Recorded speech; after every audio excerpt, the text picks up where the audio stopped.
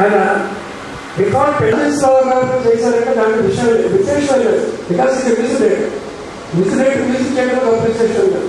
పెంజల్ Naik sir కూడా మహానుభావులు. వేరే ఘనసాల గారు గాయకుడు అవడానికి సినిమా ఇండస్ట్రీకి వచ్చారు. కానీ సినిమా ఇండస్ట్రీకి కన్నా ముందే ఆయన అంటే ఇంకా మీరు తమ 2 సార్లు ఆయన చెప్పాలంటే అంటే ప్రతి అక్షర సంగీతం చేశారు. జగ్గారు అంటే మనకి ఎవరు తెలియదు. యాక్చువల్గా అప్పట్లో జగ్గారు బాబు శాస్త్రి గారి పేరుని ప్రపంచవ్యాప్తంగా అద్భుతంగా తీసుకెళ్ళి ఎవరంటే ఘనసాల. సో ఆయన చేసిన ఆ సంగీతం అనేది అక్షర సంగీతం అంటుంది. That is called re-recording oriented music. అంటే నేను ఎందుకు ఈ విషయం చెప్పానంటే అప్పట్లో except very few songs tunes ఇచ్చేవాడు. అది అశ్వత్థామ గారైనా, రాజేశ్వరరావు గారైనా, పెంజాల్ గారైనా, ఎవరైనా సరే ట్యూన్స్ చాలా ఫ్యూ పర్సెంట్ 90% కవిగా రాసిన దానికే చూస్ చేయాలి. నాకు తెలిసింది కూడా అదే కరెక్ట్. ఎందుకంటే రచయిత అనేవాడు ఇప్పుడు సంగీత దర్శకుడు ఒక 20 రాగాలు పెట్టుకుంటే జీవితం అయిపోతుంది. ఒక మోహన, సింధు భైరవి, ఇలాగ కళ్యాణి, ఇలాగ మీరు 20 రాగాలు తీసుకుని రకరకాలుగా దాంట్లో మీరు చూపించు 2 లక్షల పాటలు చూపించు. వేరే రచయితకి 20 మాటలు కాదు, 200 మాటలు కాదు, 2000 మాటలు కూడా సరిపోదు. అందులో రచయిత గొప్పవాడు. రచయిత ప్రతి పాటలోనూ తన భావాన్ని వ్యక్తీకరించినప్పుడు ఈ పాటకి రాస్తాయి అదే ఆ పాటలు అవే కదా రాశారంట. మళ్ళీ ఇంకోటి రాదు కదా. ఇప్పుడు ఓంకార నాదాలు సంధానమో గానమే జగనాభంలో రాసిన వేడుకున్నామూర్తి.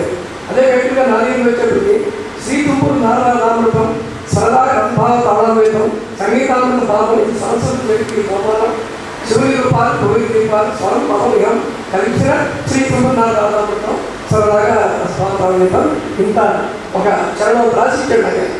దానికి ట్యూన్ చేయాల్సి వచ్చింది. ఎప్పుడు ఏంటంటే క్లారిటీ ఉంటుంది. పాత సంగీతం కొత్త సంగీతం ఉన్నప్పుడు మనకు తెలిసినట్టు క్లారిటీ. పాత రాసినప్పుడు ట్యూన్ చేస్తే దాంట్లో ఉండే భావం మనకి క్లారిటీ తెలుస్తుంది. ఫస్ట్ పాయింట్ భావం చాలా పర్ఫెక్ట్గా తెలుస్తుంది. మీరు ట్యూన్ ఇచ్చినప్పుడు ఈ ట్యూన్కి సరిపడిగా రాసేవాళ్ళు ఒక అద్భుతమైన రచయిత కాకుండా ఒక మాదిరిగా రాసే రచయిత నిలవలేడు. అక్కడేంటి మ్యూజిక్ రేట్ కన్నా ఒక మెట్టు సంగీతం తెలియాలి, ఆ క్రమానికి ఎంత పర్ఫెక్ట్గా రాస్తే బాగుంటుందని విషయ పరిజ్ఞానం అద్భుతంగా ఉండే రచయిత గారికి దొరకకపోతే ఈ ట్యూన్ అంతా విషయం, ఈ పాట విషయం.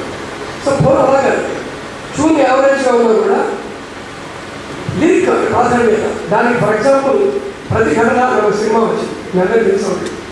ప్రతిఘటనలో ట్యూన్ కన్నా 100 times గొప్పది ఏడుస్తున్నామూర్తి లిరిక్స్. చాలా మామూలు ట్యూన్ అది, చాలా మామూలు ట్యూన్. మన రోజు హమ్ చేసుకునే ట్యూన్ కాదు, కానీ ఆ పాట ఆ సినిమాకి ఆగిపడింది. అది రామోజీరావు గారి చేస్తున్నప్పుడు దర్శకుడు నిజంగా అద్భుతంగా మనుషులు తీరనుకోవచ్చు, అది ఏదో అనుకోవచ్చు. ఏడుస్తున్నామూర్తి గారు ఈ జన్మస్థానం కాదు మర్మస్థానం రాశారు. సో అక్కడ కాలేజ్ చేస్తున్నారు వర్డింగ్స్. సో ఎనీ టైం సంగీతాన్ని నింపే సాహిత్యం. అందుకనే మనకు కూడా సినిమాలో కూడా ఇప్పుడు మారిపోయింది. ఇప్పుడు డబ్బులు వాడు ప్రొడ్యూస్ అవ్వచ్చు, స్టాప్ చెప్పడం తెలుసు, కట్ ఎక్కడ చెప్పలేదు తెలియదు, వాడు డైరెక్టర్ అవ్వచ్చు. సరిగా పదవి ఏంటంటే మనం ఒక ప్రముఖ సంగీత దర్శకుడు వాదించాడు. అదేంటంటే చాలామంది 7 అక్షరాలు అంటారంటే సరిగా పదవి ఇస్తారు కదా 8 అక్షరాలు లేదంటే అని ఏదో పాపం చాలాస్వామి వాడికి ఏం తెలియదు పాపం ఏదో 7 అక్షరాలు ఉందని వదిలేయని చెప్పాడు. అంత మూర్ఖంగా ఉన్న రోజులు ఇది. అందుకని మనం ఎవరు ఎందుకంటే మార్పు, ఆ మార్పు మంచిదా కాదా మనం తెలుసుకుంటారు.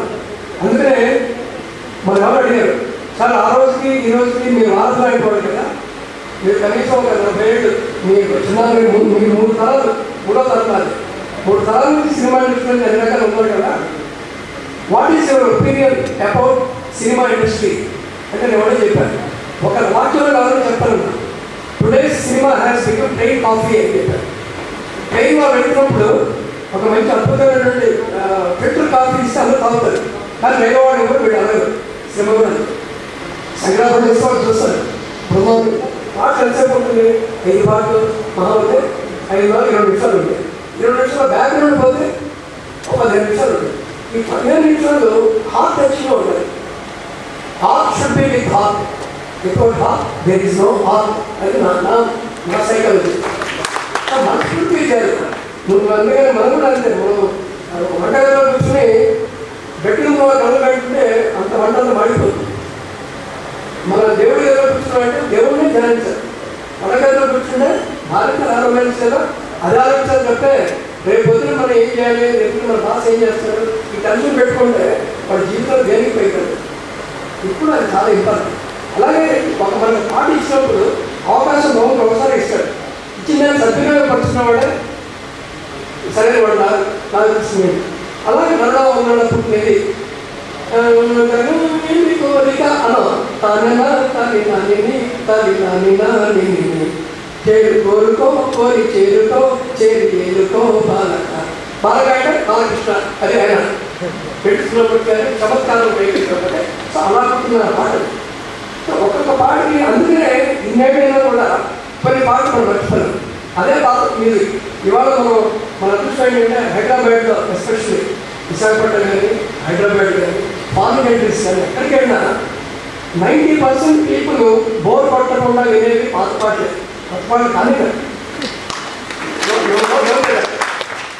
కొత్త పాటలు అంటే వాళ్ళందరూ మనకు తెలిసాయి. వాళ్ళెవరూ మనకేమి శత్రువులు కానీ అన్నారు. వాళ్ళకి ఏమవుతుందంటే నేను చెప్పిన ఈ జాగ్రత్తలు పాటించి అద్భుతంగా ఉన్న పాటలు కొన్ని మనం వింటున్నాం. అవి డెఫినెట్లీ హిట్ అంటే కనీసం 27 పాడాలి, బోర్ కొట్టకూడదు.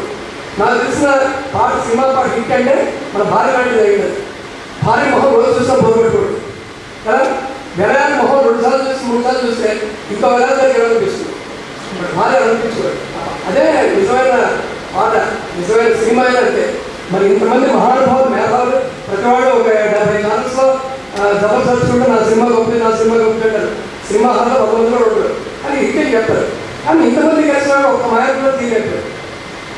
I don't know why it happened. మనకి నాకు తెలిసినందుకు 5 తరాలు చూడవచ్చు, 7 కాదు 14 తరాలు చూడాల్సిన ఏకైక సినిమా ఓన్లీ మాయపడ్డారు.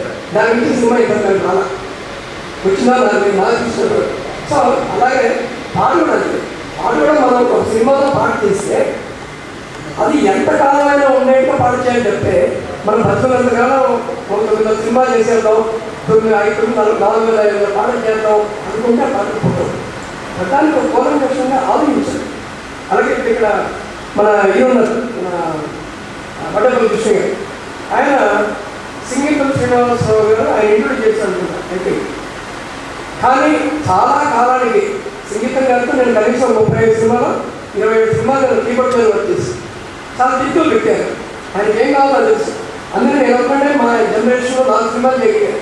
బృందావనం అనేది ఒక సోషల్ మూవీ, ఒక అందమైన సోషల్ మూవీ, ఒక ఫోక్లోర్. ఆయనకి కొత్త, నాకు కొత్త భైరవ దీపం. అలాగే చాలా కాలం తర్వాత శ్రీకృష్ణ వచ్చిన విజయం అని చెప్పి ఒక అదే సంవత్సరం వచ్చిన సినిమా, ఒక పౌరాణిక సినిమా.